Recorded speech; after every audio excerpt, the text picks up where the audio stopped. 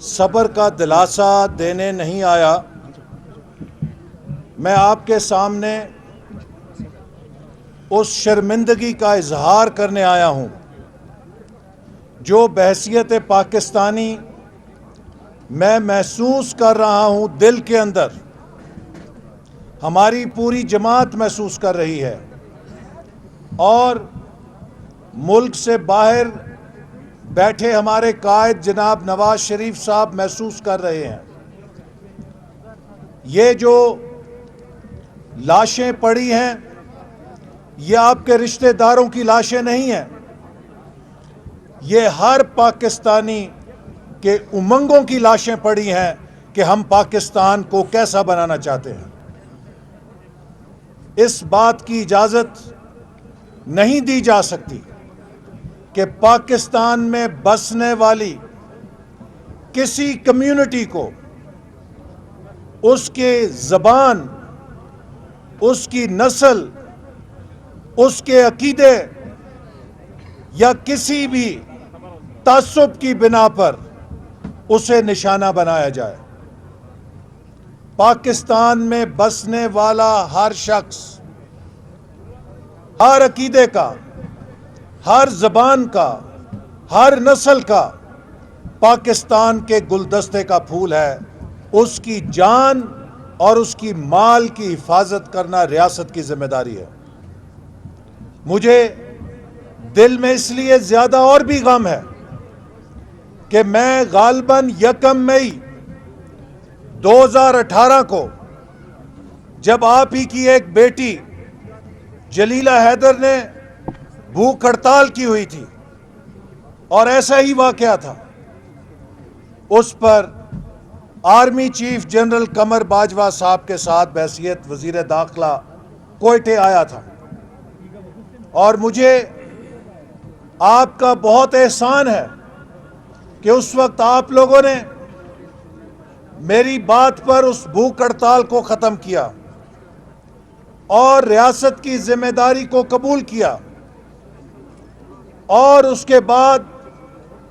2-2.5 سال کوئی واقعہ سننے کو نہیں ملا، چونکہ آرمی چیف نے بھی ایجنسیوں کو ہدایت کی کہ ایسے لوگوں کی سرکوبی کی جائے۔ آپ کو معلوم ہے کہ ہمارے ہاں کتنی دہشت گردی تھی، ہر روز ایک خودکش بمبار پھٹتا تھا۔ ہماری قوم، پوری قوم، آپ لوگ تو بہت عرصے سے لاشیں اٹھا رہے ہیں، لیکن پورے ملک کے اندر قوم کے کندھے لاشیں اٹھا اٹھا کے تھک چکے تھے، تو اس دہشت گردی کا بھی ہم نے کامیابی سے مقابلہ کیا۔ آج یہ جو دہشت گردی دوبارہ اٹھ رہی ہے، میں کوئی سیاسی بات نہیں کرنا چاہتا، لیکن یہ بات ضرور کہوں گا کہ وہ سیکیورٹی کے ادارے جنہوں نے ہمارے دور میں دہشت گردی کے خلاف شاندار کام کیا تھا، ایک ادارے کا میں نام بھی لے سکتا ہوں، انٹیلیجنس بیورو، جس نے کراچی اور پاکستان میں دہشت گردی کے خلاف نمایاں خدمات سر انجام دی تھی۔ آج اس حکومت نے اس سیکیورٹی کے ادارے کو اپوزیشن کے پیچھے جاسوسی کرنے پہ لگا دیا ہے، اپوزیشن کے خلاف جھوٹے کیس بنانے کے لیے لگا دیا ہے۔ نتیجہ یہ کہ دہشت گردوں کو کھلا راستہ مل گیا ہے کہ ایک بڑا قومی ادارہ جو ان کا پیچھا کرتا تھا آج پیچھا نہیں کر رہا۔ میں حکومت کو کہوں گا کہ اس کو اپنی ترجیحات درست کرنی پڑیں گی، ورنہ جو کامیابیاں ہم نے دہشت گردی کے خلاف حاصل کی تھیں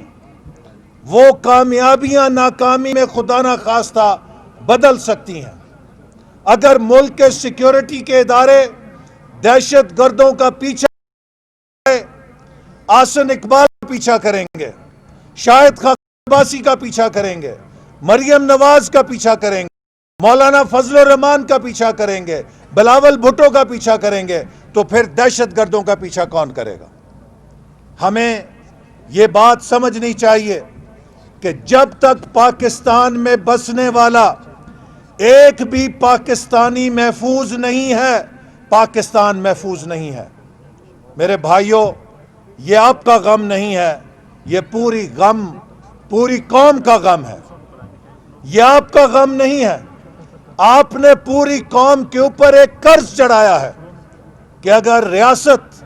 آپ کو تحفظ نہیں دے سکتی تو اس ریاست کے قائم رہنے کا وجود خطرے میں پڑ جائے گا۔ اور میں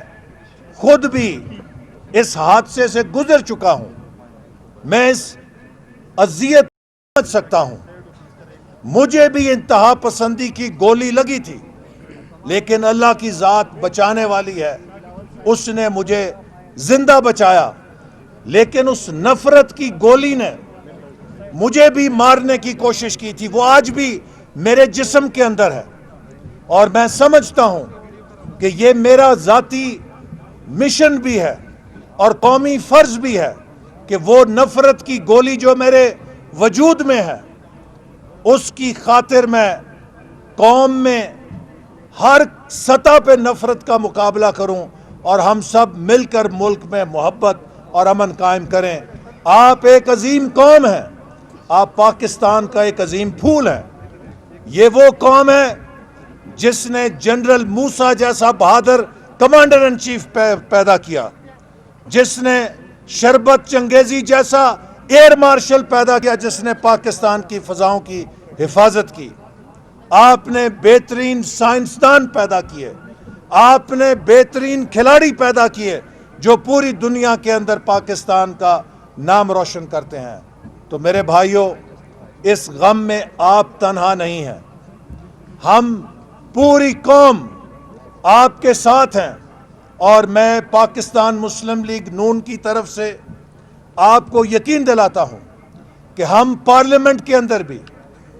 اور اس سے باہر بھی آپ کے اس مقدمے کو آپ کا وکیل بن کر اٹھائیں گے۔ اور ابھی کچھ دیر میں نواز شریف صاحب کی بیٹی جناب مریم نواز صاحبہ بھی پہنچنے والی ہیں، انہیں بھی نواز شریف صاحب نے خصوصی ہدایت کی ہے کہ وہ آ کر آپ کے غم میں شریک ہوں اور اپنے جذبات کا آپ سے اظہار کریں۔ اللہ تعالیٰ آپ کو صبر دے، لیکن میں آپ کو بتانا چاہتا ہوں کہ جب تک آپ کی قوم محفوظ نہیں ہوگی، پاکستانی قوم کے چہرے سے آپ کے غم کا قرض اور آپ کے غم کی شرمندگی کا داغ نہیں دھلے گا۔ ہم سب کوشش کریں گے کہ آئندہ ایسے واقعات پاکستان کے اندر نہ ہوں۔